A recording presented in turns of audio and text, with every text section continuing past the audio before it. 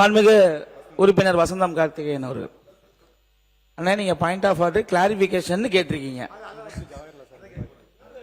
மாண்புமிகு பேரவை துணைத் தலைவர் அவர்களே, உயர்கல்வித்துறை அமைச்சர் அவர்கள் ஒரு நீண்ட நெடிய விளக்கம் இருமொழி கொள்கைக்கு அளித்தார். ஆனால் காங்கிரஸ் ஆளுகின்ற மற்ற மாநிலங்களில் இதே இருமொழி கொள்கையை நீங்கள் ஆதரிப்பீர்களா? பாராளுமன்றத்தில் ஒரு நிமிஷம். இது தமிழ்நாடு. மற்ற மாநிலங்கள்ல அது தேசிய கட்சி எப்படி வேணாலும் கொள்கை முடிவு எடுக்கும்.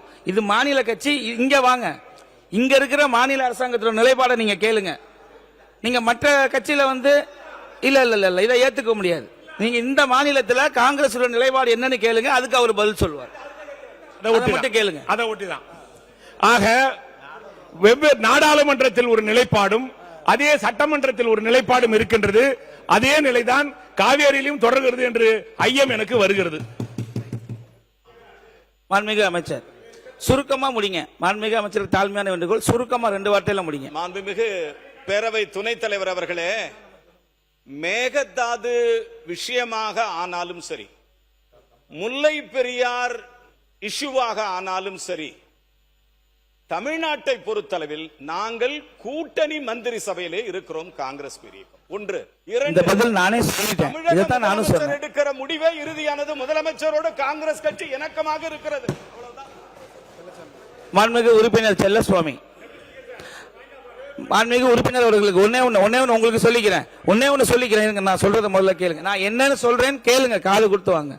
உங்களுடைய கட்சியை சார்ந்தவர் தான் வசந்தம் கார்த்திகேயன் அவர்கள். அவர் ஒரு கேள்வி கேட்பாரு, அதுக்கு ஒரு 10 நிமிஷம். நீங்க ஒரு பாயிண்ட் ஆஃப் ஆர்டர்னா இப்ப கொஞ்சம் வெயிட் பண்ணுங்க. இப்பதான் ஒரு வசந்தம் கார்த்திகேயன் பேசி இருக்காரு. நான் சொல்றத கொஞ்சம் உள்வாங்குங்க. தயவு செய்து உட்கார்ந்து பேசுங்க, உள்வாங்குங்க. அடுத்த டைம்ல உங்களுக்கு வாய்ப்பு கொடுக்கிறேன்.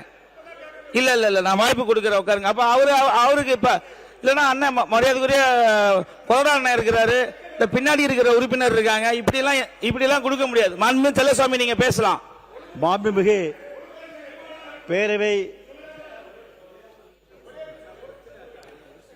இல்ல யாருக்கு பிரச்சனைங்கிறீங்க? யாருக்கு பிரச்சனை? ஆஸ்டினுக்கு பிரச்சனைங்களா? மரியாதைக்குரிய அமைச்சர் உறுப்பினர் அவர்களே, நீங்க அமருங்க. உங்க பிரச்சனையை நான் தீர்த்து வைக்கிறேன். நீங்க பேசுங்க. உட்காருங்க. நீங்க உட்காருங்க. நான் தீர்த்து வைக்கிறேன். அதுக்கு தான் டைம் மேனேஜ்மெண்ட்டுக்கு தான் நாங்க இருக்கிறோம். இங்க பாருங்க, என்னோட அதிகாரத்துல நீங்க தலையிட முடியாது. நீங்க அமருங்க.